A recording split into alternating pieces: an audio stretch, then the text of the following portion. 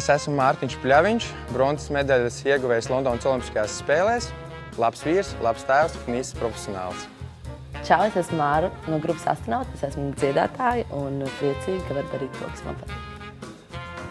Es esmu Māris Slēziņš, Latvijas ielu vingrošanas sporta biedrības un Pasaules ielu vingrošanas federācijas vadītājs.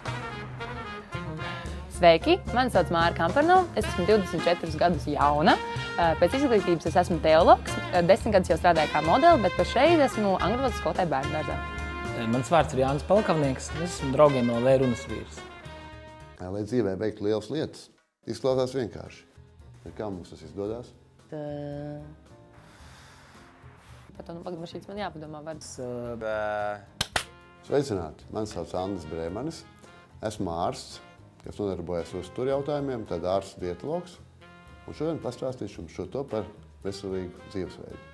Tad mūsu organisma veselība lielā mērā ir saistīta ar mūsu ikdienas dzīves paradumiem. Kāda ir mūsu ēdienkarte, kāds ir mūsu kustība režīms un kā mēs veltam laiku atpūtei. Bieži vien mūsu darbdiena paiet sēžot pie galda. Brīvais laiks tiek pavadīts mīkstā divānā, skatīties televizoru vai nodarboties ar datoru vai labā gadījumā lasot grāmatu un tam līdzīgi, bet tas viss ir kūtrs pasākums. Vakaros bieži vien vēlējam gulēt, bet to arī tā agri atceļās. Steigā kaut ko apēdam, reizēm pat neapēdam. Ja tas notiekās regulāri, tad ļoti liela varbūtība, ka mūsu organismā kaut kas sāk šķobīties un veidojās augsni kādas hroniskas slimības attīstībai. Tad mūsu veselība kopumā ir lielā mērā saistīta ar mūsu dzīvesveida paradumiem ikdienā.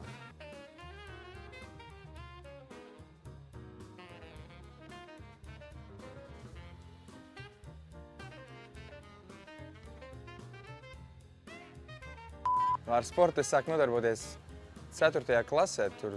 Tas bija diezgan agri grūti. Es pat neatceros, cik man bija gadi, ja godīgi. Cik bija gadi? 10? Ar sportu sāku nodarboties 10 gadu vecumā. Jā, man vispār ir prieks. Man liekas, ka kaut kā vispār aktīvs dzīvesveids ir kļuvis stilīgs un paldies Dievam, jo visu laiku kaut kas ilgi stilīgi bija norīties popkornu vai ne un pīcis. Man liekas prieks, ka tagad tas ir kaut kādā līdzsvarā. Veselīgs dzīvesveids ir aktīvs dzīvesveids. Tādas lietas kā spēks, izturība, veiklība un arī stāja, gaita, ritma sajūta ir trenējams un attīstāms. Dažādiem sporta veidiem, dažādām nodarbībām, dažāds efekts.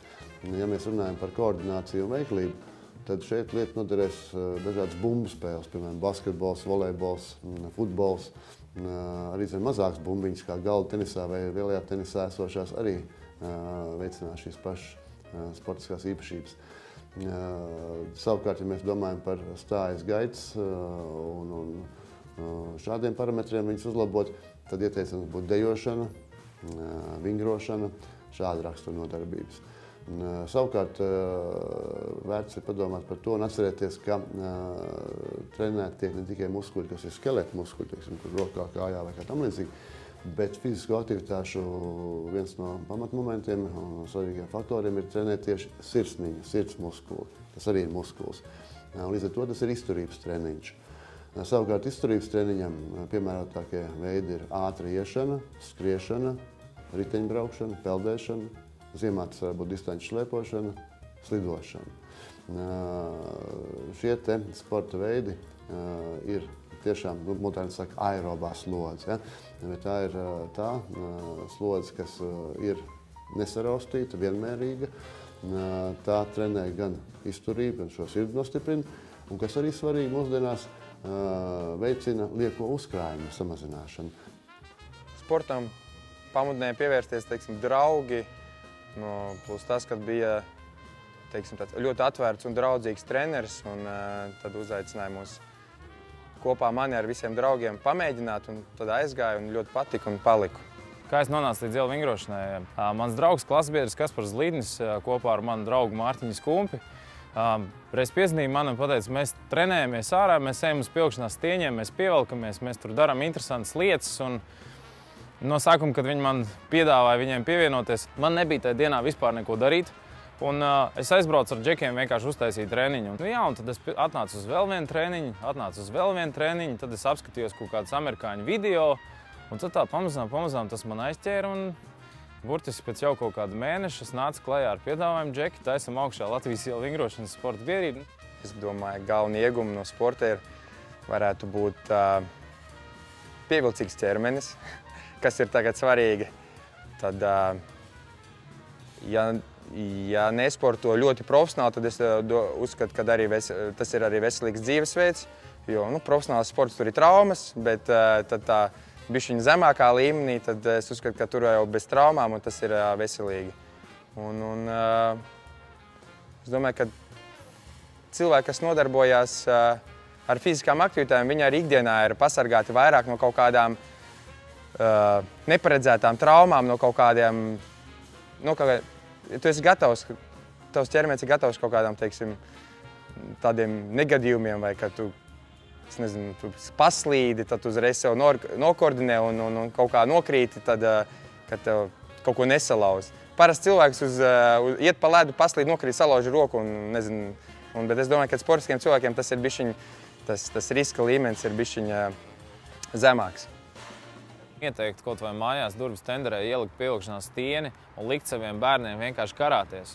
Vienkārši karāties taisni izstieptās rokās, jo tas noteikti palīdzēs viņiem nostiprināt mugurkaulu. Ja to dara pareizi, droši un ar prātu, tad ierobežojumi nav absolūti nekādi. Kas ir svarīgi atcerēties, ka viena nodarbība, teiksim, nedēļā vai vēl retāk, tas principā neskaitās. Ja? Ja mēs gribētu sasniegt vēlamo efektu attiecībā uz veselības uzlabošanu, nostiprināšanu un tam līdzīgi, tad tiem jābūt vismaz 2–3 nodarbībām nedēļā. Vēlams vismaz pa pusstundai, labāk stundai vai ilgāk. Agrāk man bija vairāk laika sportot, noteikti tādēļ, ka vairāk aktīvi darbojos tieši Latvijā, bet tagad esmu ne tikai Latvijas ielu vingrošanas sporta biedrības vadītājs, bet arī Pasaules ielu vingrošanas federācijas vadītājs. Un aktīvi attīstu un kustinu ielu vingrošanu visā pasaulē, un līdz ar to man šogad ir apmēram 100 pārlidojumi. Un es esmu vairāk lidostās, viesnīcās nekā mājās, līdz ar to arī es cenšos atrast jebkuru iespējamo veidu, kā pavingrot.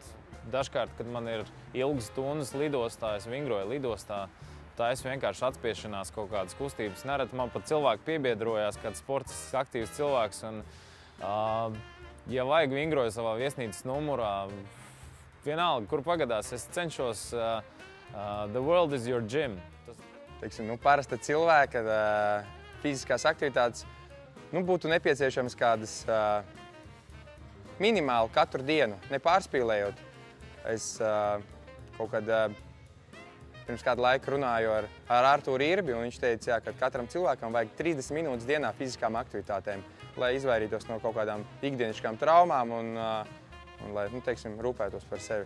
Es esmu Mārtiņš Pļaviņš, bronzas medaļas ieguvējs Londonas Olimpiskajās spēlēs, labs vīrs, labs tēvs un īsts profesionāls.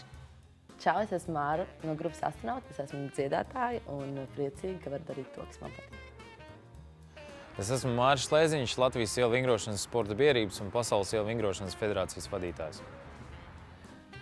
Sveiki! Mani sauc Māra Kampernova, es esmu 24 gadus jauna. Pēc izglītības es esmu teologs, 10 gadus jau strādāju kā modeli, bet pašreiz esmu angļu valodas skolotāja bērnudārzā. Mans vārds ir Jānis Palkavnieks, es esmu Draugiem LV runas vīrs. Ko mēs varam secināt? Lai dzīvē veiktu lielas lietas, vajag pietiekoši izgulēties, kārtīgi paēst un neaizmirst padzerties. Izklausās vienkārši. Kā mums tas izdodas?